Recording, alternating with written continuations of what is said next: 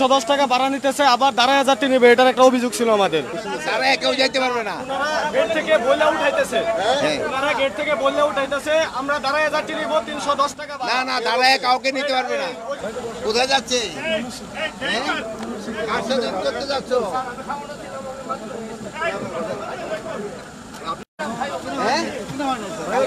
কালকে থেকে কিনবে? আপনি কোথায় কাজ করেন? আপনি কোথায় যাচ্ছেন? হ্যাঁ, কোথায়? ময়মনসিং। দরকার আরেকটা যে সমস্যা, আমার ওয়ার্কশপের সামনে গরুর হাট বসাইছে, তো এই জন্য আমার বন্ধ করে দিতে হয়েছে। গরু কিনছেন? হ্যাঁ কিনছি। কত টাকাতে কিনছেন? 62,000 টাকা। গতবার এই গরু 67,000 টাকা। 67। গতবার এই গরুর দাম কত গেছে? গতবার আরেকটু বেশি গেছে। আর একটু বেশি গেছে, এবার একটু কম। আচ্ছা আচ্ছা, thank you. Jamuna smart refrigerator, smart লাইফে স্মার্ট রেফ্রিজারেটর। দর্শক, যেমনটি দেখছেন যে সাধারণ যাত্রীদের সঙ্গে কিন্তু তিনি নিজে কথা বলছেন এবং তাদের অভিযোগ সম্পর্কে জানছেন, এবং যাত্রীরা অনেকেই অভিযোগ দিচ্ছেন, আবার অনেকেই তাকে দেখে অনেক খুশি হয়েছেন। মূলত তিনি নিজে সশরীরে এখানে এসেছেন, উপস্থিত হয়েছেন। দর্শক, যেমনটি দেখছেন যে স্বরাষ্ট্র উপদেষ্টা নিজেই কিন্তু যাত্রীদের খোঁজ খবর নিচ্ছেন, তাদের কোনো সমস্যা হচ্ছে কিনা, এবং পরবর্তীতে তিনি যেমনটি শুনলেন যে অনেকে যেহেতু কুরবানি ঈদ সামনে গরু কিনেছেন কিনা সেটাও কিন্তু তিনি শুনছিলেন ঘুরে ঘুরে। যাত্রীদের সঙ্গে বেশ হাসি খুশিতে কথা বলছিলেন এবং যাত্রীরাও তাকে দেখে কিন্তু বেশ খুশি হয়েছে। মূলত স্বরাষ্ট্র উপদেষ্টা নিজে এখানে এসেছেন, সে বিষয়টি দেখে কিন্তু অনেকেই খুশি হয়েছেন। যাত্রী নেওয়া যাবে, অতিরিক্ত ভাড়া নেওয়া যাবে না, এই বিষয়ে কি বলবেন? অতিরিক্ত যাত্রীও নেওয়া যাবে না, অতিরিক্ত ভাড়াও নেওয়া যাবে না। মাইকিং করে বলছে, যদি মাইকিং করা দেওয়া হয়, আপনারা মাইকিং আইনের আওতায় নিয়ে আসেন। বলে তাহলে আমরা ব্যবস্থা দেব। আচ্ছা আচ্ছা, আমরা ব্যবস্থা দেব। কেমন আপনারা সরকারের পক্ষ থেকে কি কি ব্যবস্থা নিয়েছেন ঈদযাত্রা নিরাপদ এবং নির্বিঘ্ন? ঈদযাত্রা নিরাপদ এবং নির্বিঘ্ন করার জন্য আমাদের সরকারের পক্ষ থেকে যা যা করার আমরা সব কিছু নিয়েছি।